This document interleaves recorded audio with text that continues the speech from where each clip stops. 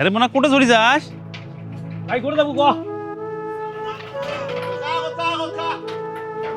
আশা সাবালছিস তুই ওর থাকি।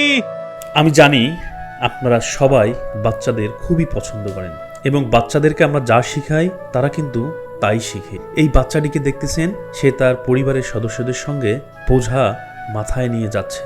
দেখেন, এটাই অন্যতম বড় শিক্ষা। এই রকম শিক্ষা ছোটবেলা থেকেই বাচ্চারা পেয়ে আসে তার পরিবার পরিজনের কাছ থেকে, এবং সে যে শিক্ষা পায় সেটা নিয়েই গড়ে ওঠে তার ভবিষ্যৎ। তো আমরা ওখানে গিয়েছিলাম শুটিংয়ে, সেখানে এই পিচ্চির দেখা এবং তাকে আমি কাছে ডাকলাম এবং তাকে জিজ্ঞেস করলাম, বাবা তুমি কি খাবে? তার কিন্তু আবদার খুব বেশি না। কি নাম তোমার? কি নাম? জাহিদ হাসান। কি খাবে? আচার দাও তো, আচার দাও। কোনটা আচার খাবে? দেখতেই পাচ্ছেন এখানে কিন্তু দোকানদার রয়েছে। এটা কিন্তু গ্রাম বাংলার ঐতিহ্যের সঙ্গে মিশে আছে। তো পিচ্চিকে জিজ্ঞেস করার পর সে খেতে চাইলো এবং আমি তাকে তার পছন্দ মতো খাবার দিলাম। আপনারা সবাই এই সকল পিচ্চিদের প্রতি আন্তরিকতা দেখাবেন আশা করি।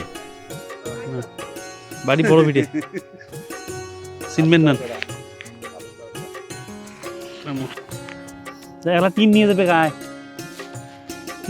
তোমার দাদু নিয়ে যাবে, তুমি এখন আচার খাবে। ঘড়িতে দেখাও তো ক্যামেরায়, তোমার ঘড়িতে দেখাও। পিচ্চির খাওয়া আপনাদের কেমন লাগলো এবং তার কাজ আপনাদের কেমন লাগলো কমেন্ট করে জানাবেন প্লিজ। ধন্যবাদ।